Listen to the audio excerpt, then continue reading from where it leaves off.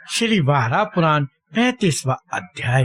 पूर्णिमा तिथि की महिमा के प्रसंग में उसके स्वामी चंद्रमा की उत्पत्ति का वर्णन। महातपा जी कहते, राजन, यशस्वी अत्रि मुनि ब्रह्मा जी के मानस पुत्र हैं। उन्हीं के यहाँ पुत्र रूप से चंद्रमा का प्रकाट्य हुआ था। दक्ष प्रजापति ने उन्हें अपना जमाता बना लिया। दक्ष की जो 27 दक्षायनी कन्या कही गई हैं, वे सभी परमान्य कन्याएं चंद्रमा की पत्नी हुई। उन कन्याओं में रोहिणी सबसे श्रेष्ठ थी।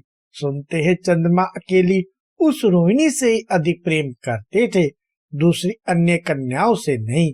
तब अन्य सभी कन्या पिता दक्ष के पास आई और उन्होंने चंद्रमा के विषय में व्यवहार का वृत्तांत सुनाया।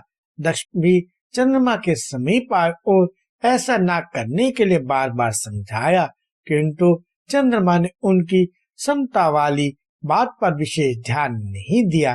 तब दक्ष ने चंद्रमा को श्राप दे दिया, तुम धीरे धीरे क्षीण होकर अस्त हो जाओ। इस प्रकार दक्ष के कहने पर उनके शाप से चंद्रमा को क्षय रोग हो गया और अंत में वे अमावस्या को सर्वदा अस्त हो गए। उनके अभाव में देवता, मनुष्य, पशु, वृक्ष और विशिष्ट औषधियां प्राय सबके सब नष्ट से हो गए। जब औषधियों का अत्यंत अभाव हो गया तो मुख्य देवताओं की आतुरता बढ़ गई। वे कहने लगे, चंद्रमा वृक्षों की जड़ों में स्थित हो गया। अब वे चिंतातुर देवता भगवान विष्णु के शरण गए। श्री हरि ने उनसे पूछा, आप बताएं एक दत्त, मैं क्या करूं? तब देवताओं ने उनसे कहा, भगवान दक्ष ने चंद्रमा को श्राप दे दिया है, जिससे वे तुरहित हो गए हैं। उस समय उन प्रभु ने देवताओं से कहा, सुरगणों, तुम लोग गर्जने वाले समुद्र में चारों ओर औषधियां डाल दो और बड़ी सावधानी से उसका मंथन आरंभ कर दो। देवताओं से ऐसा कहकर सुबह भगवान श्री हरि ने फिर महाभाग शंकर एवं ब्रह्मा जी को स्मरण किया। साथ ही रस्सी की जगह प्रयुक्त होने के लिए वासुकी नाग को आज्ञा दी। फिर तो वे सभी एकत्रित होकर समुद्र का मंथन करने लगे। राजन, जब समुद्र भली भांति मथा गया तो चंद्रमा पूर्ण प्रकट हो गए। जिन परम पुरुष परमात्मा को क्षेत्रज्ञ नाम है, उन्हें ही प्राणियों का जीवात्मा चंद्रमा समझना चाहिए।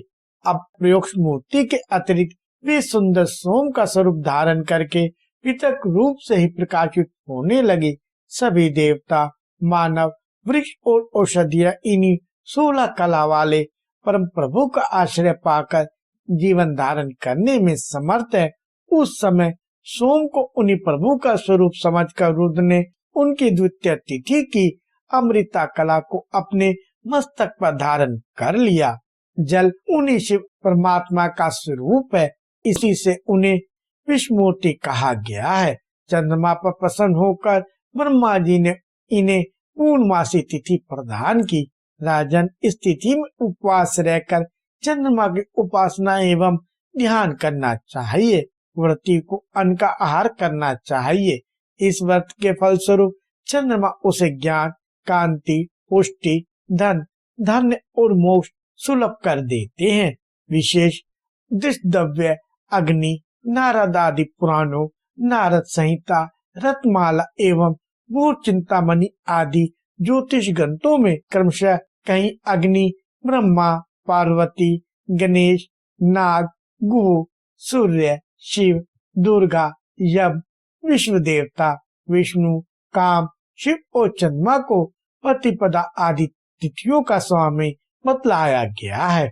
और कहीं ठीक यह वारा पुराण वाला ही क्रम है, पर इसमें सुंदर कथाओं द्वारा ज्योतिष के रहस्य को स्पष्ट कर विशेष सिद्धि प्राप्ति के सरल साधन निर्दिष्ट हुए हैं। इससे पाठक पाठिकाओं को अवश्य लाभ उठाना चाहिए।